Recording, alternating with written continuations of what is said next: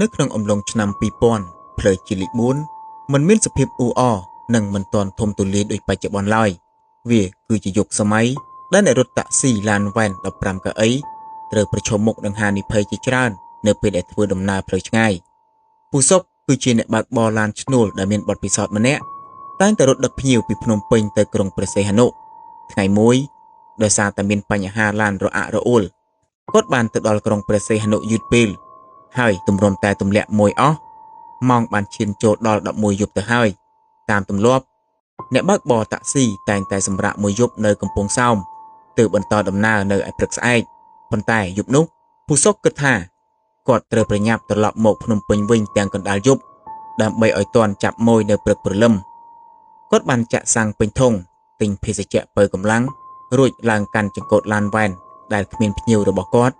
បើកសម្ដៅចេញពីទីក្រុងដែលកំពុងតែស្ងាត់ជ្រងំឆ្ពោះទៅកាន់ផ្លូវជាតិលេខ4តែម្នាក់ឯង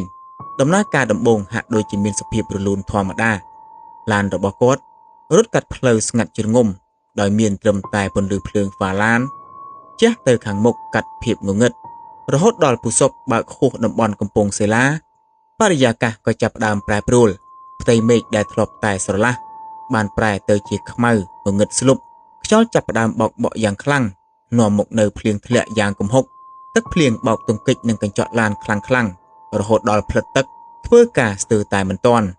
ខណៈពេលដែលឡានកំពុងតែបន្តដំណើរកាត់ភ្លៀងពូសុកបានលូកដៃទៅចាក់កាសែតចម្រៀងដើម្បីកំដរអារម្មណ៍កុំឲ្យងងុយដេកម៉ាស៊ីនចាក់កាសែតបានបន្លឺសំឡេងចម្រៀងពីសម្បកកាសែតចាស់មួយប៉ុន្តែស្ដាប់បានត្រឹមតែ2ទៅ3នាទីសំឡេងចម្រៀងក៏ចាប់ផ្ដើមយឺតនិងរអាក់រអួលហាក់ដូចជាខ្សែអាត់កាសែតកំពុងត្រូវគេទាញកន្ត្រាក់មួយសន្ទុះក្រោយមកសំឡេងតន្ត្រីស្ងាត់បាត់ឈឹងជំនួសមកវិញនៅសំឡេងត្អើកនិងសំឡេងខ្សឹបខ្សៀវរបស់ស្ត្រីម្នាក់ដែលឮចេញមកពីឧបពលរឡានពូសុកមានអារម្មណ៍មិនស្រួលគាត់បានព្យាយាមចុចប៊ូតុងបិទម៉ាស៊ីនចាក់កាសែតនោះប៉ុន្តែប៊ូតុងនោះហាក់ដូចជាជាប់គាំងគាត់ព្យាយាមទាញប៊ូតុងបន្ថយសំឡេងវានៅតែមិនមានប្រសិទ្ធភាពសំឡេងខ្សឹបនោះបានប្រែទៅជាសំឡេងយំសោកសង្រេងយ៉ាងកំសត់ដែលឮកាន់តែខ្លាំងឡើងវាលុកពេញត្រចៀករបស់គាត់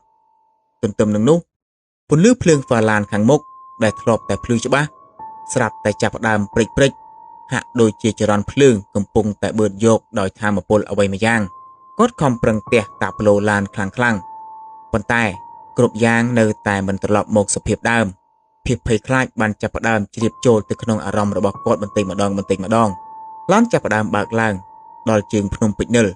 ដែលជាតំបន់សម្បូរទៅដោយផ្លូវកោងគ្រោះថ្នាក់និងជ្រលងជ្រោះជ្រៅនៅអមសងខាងទីនេះគឺជាកន្លែងពោពេញទៅដោយរឿងរ៉ាវអបិយជំនឿជាច្រើនហើយអ្នកដំណើរតែងតែមានការប្រុងប្រយ័ត្នជានិច្ចពូសុកបានបង្អង់ល្បឿនឡានរួចសង្កត់ស៊ីផ្លេ3ដងនៅពេលដែលគាត់បើកកាត់សាលាជំនាញភ្នំដើម្បីសុំសេចក្តីសុខតាមផ្លូវប៉ុន្តែអារម្មណ៍សង្ស័យនៅតែបន្តតាមលងគាត់ចំពេលដែលឡានកំពុងតែរេកាត់ផ្លូវកោងមួយក្បែរមាត់ជ្រោះពន្លឺភ្លើងហ្វារបស់គាត់បានជះទៅប៉ះនឹងរូបរាងមនុស្សម្នាក់ដែលឈរនៅកណ្ដាលភ្លៀង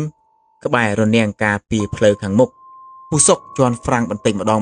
ងដោយសារតែភ្នែករបស់គាត់បានឃើញថាវាគឺជាមនុស្សស្រីម្នាក់ស្លៀកសម្លៀកបំពាក់ពណ៌សសើមជោគហើយនាងកំពុងតែលើកដៃបកហៅឡានរបស់គាត់ក្រុមជម្រើសជាតិរយៈ2នឹងប៉ះគ្នានៅវគ្គស្ដេចប្រត់ពីរង្វាន់ FIFA World Cup ឆ្នាំ2026នោះគឺក្រុមគោជលអេស្ប៉ាញប៉ះជាមួយនឹងក្រុមអាហ្សង់ទីនតែក្រុមណាជាអ្នកឈ្នះ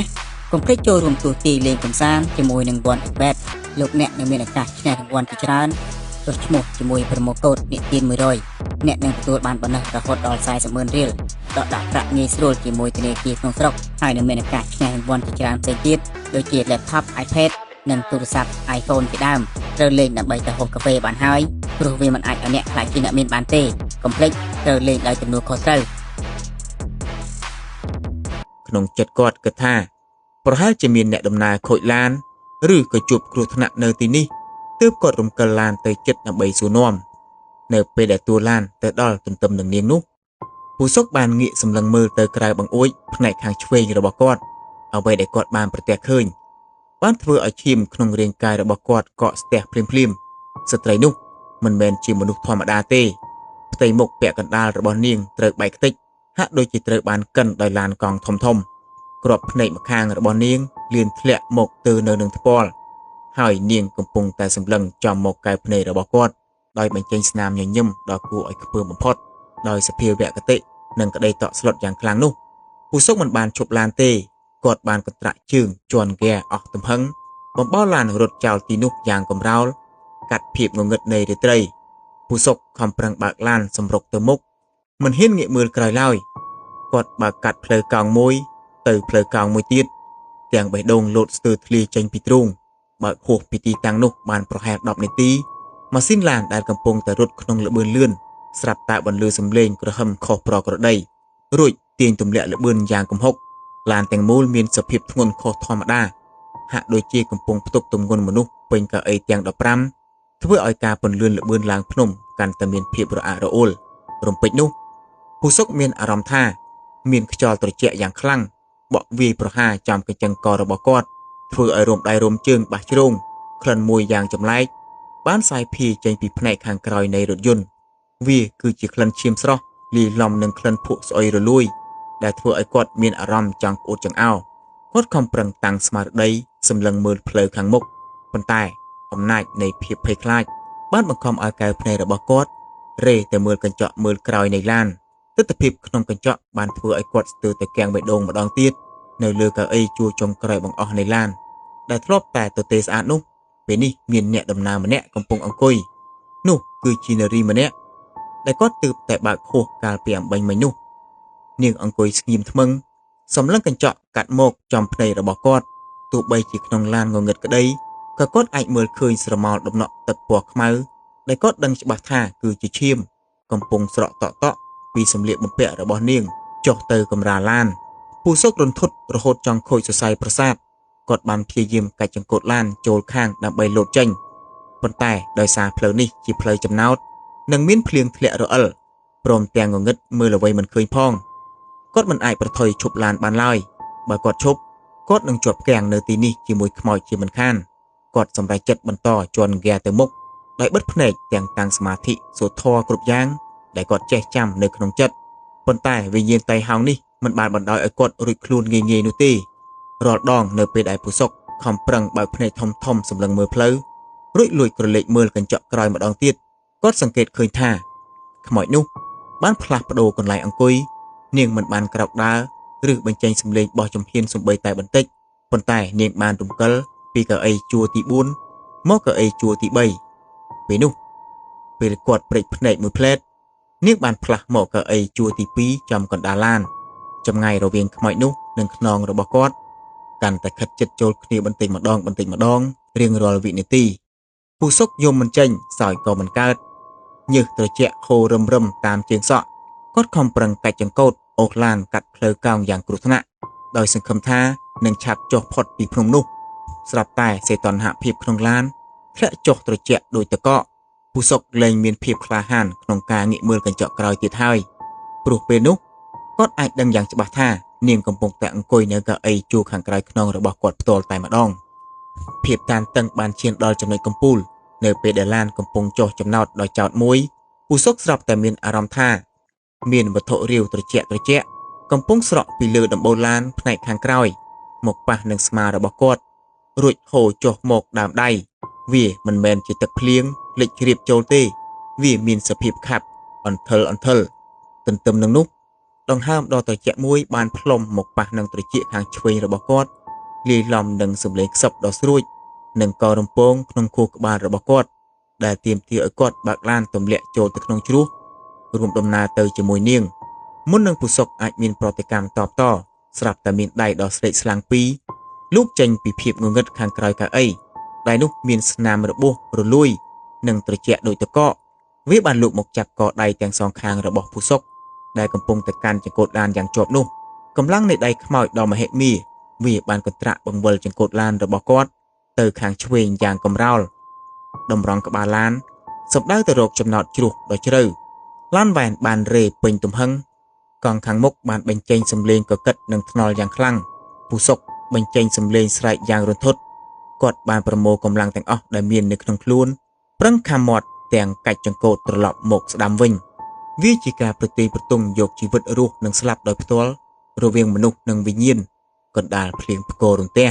ខ្មោចនោះនៅតែបន្តសង្កត់កម្លាំងរុញចង្កូតចុះក្រោមខណៈដែលពូសុកខំជន់ហ្វ្រាំងផងទាញចង្កូតផងរហូតដល់កដៃរបស់គាត់ចាប់ផ្ដើមជាប់ដោយសារស្នាមច្របាច់ក្នុងចិត្តគាត់បានត្រឹមតែឧទ្ទិសដល់គុណបុណ្យព្រះរតនត្រ័យនិងវត្ថុស័ក្តិសិទ្ធិឲ្យជួយការពារជីវិតគាត់ក្នុងគ្រាអាសន្នមួយនេះការតស៊ូប្រយុទ្ធជាមួយកម្លាំងអរូបក្នុងកាប៊ីនឡានដ៏តូចចង្អៀតបានអូសបន្លាយអស់រយៈពេលជាច្រើននាទីដែលពូសុកមានអារម្មណ៍ថាយូរដូចជាច្រើនម៉ោងទីបំផុតឡានបានបត់ចុះផុតពីចំណោតភ្នំដ៏គ្រោះថ្នាក់នៅខាងមុខចម្ងាយមិនឆ្ងាយប៉ុន្មានពូសុកបានសម្លឹងឃើញពន្លឺភ្លើងព្រិចៗចេញពីស្ថានីយ៍ប្រេងនិងហាងលក់ដូរដែលបើកលក់24ម៉ោងនៅតំបន់ត្រែងត្រយឹងគ្រាន់តែឃើញពន្លឺភ្លើងភ្លាមកម្លាំងចិត្តចង់រស់របស់គាត់កាន់តែកើនឡើងទ្វេដងគាត់បានលើកជើងជន់ហ្គែអស់ទំហឹងបំបោឡានតម្រង់ឆ្ពោះទៅរកទីប្រជុំជននោះនៅពេលដែលពន្លឺភ្លើងអគ្គិសនីពីស្ថានីយ៍ប្រេងចាប់ផ្ដើមជះមកប៉ះនឹងកញ្ចក់ឡានរបស់គាត់ដៃដ៏ត្រជាក់ដែលកំពុងតែតោងចាប់ចង្កូតគាត់នោះស្រាប់តែប្រែទៅជាទន់រួចរបូតចេញភ្លាម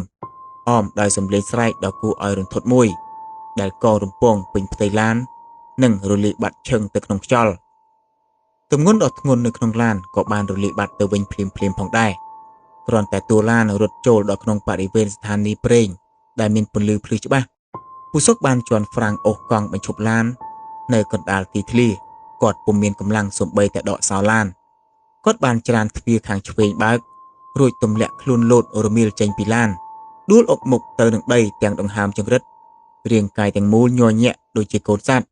បុគ្គលិកចាក់សាំងនិងអ្នករត់តាក់ស៊ីពីរ3នាក់ទៀតដែលកំពុងសម្រាកនៅទីនោះបានឃើញហេតុការណ៍ក៏ប្រញាប់រត់មកគ្រាគាត់ឡើងពេលដែលពួកគាត់សួរនាំពូសុកមិនអាចបន្លឺសំឡេងបានទេគាត់បានត្រឹមតែចង្អុលដៃញ័រទៅកាន់ឡានវ៉ែនរបស់គាត់បុរសម្នាក់បានយកពិលទៅឆ្លោះមើលនៅខាងក្នុងឡានរួចក៏បានត្រឡប់មកវិញដោយទឹកមុខស្លេកស្លាំងតាមការពិនិត្យមើល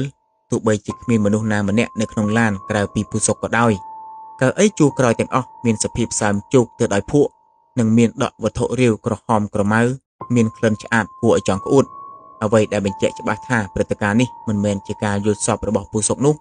គឺនៅលើរង្វង់ចង្កូតឡានគេបានប្រទះឃើញបន្សល់ទុកនៅស្នាមម្រាមដៃប្រឡាក់ភក់យ៉ាងច្បាស់ដែលជាស្នាមដៃរបស់ខ្មោចស្រីនោះបានក្តាប់ជាប់ចង្កូតនោះយ៉ាងណែនហេតុការណ៍ដ៏រន្ធត់នៅកណ្ដាលអាត្រៀតនៅភ្នំពេជ្រនិលនេះបានធ្វើឲ្យពូសុកធ្លាក់ខ្លួនឈឺនិងរវើរវាយអស់រយៈពេលជាច្រើនសប្តាហ៍ទម្រាំតែអាចស្ដារស្មារតីត្រឡប់មកវិញបានចាប់តាំងពីយប់នោះមកគាត់បានសម្រេចចិត្តលក់ឡានវ៉ែននោះចោលក្នុងតម្លៃថោករួចបដូរមុខរបរឈប់រត់តាក់ស៊ីនៅពេលយប់ទៀតហើយដោយបន្សល់ទុកនៅបទពិសោធន៍ដ៏រន្ធត់នេះដែលគាត់តែងតែរំលឹកប្រាប់អ្នកដំណើរនិងក្មេងៗជំនាន់ក្រោយដើម្បីជាការប្រុងប្រយ័ត្នរាល់ពេលធ្វើដំណើរឆ្លងកាត់តំបន់ភ្នំពេជ្រនិល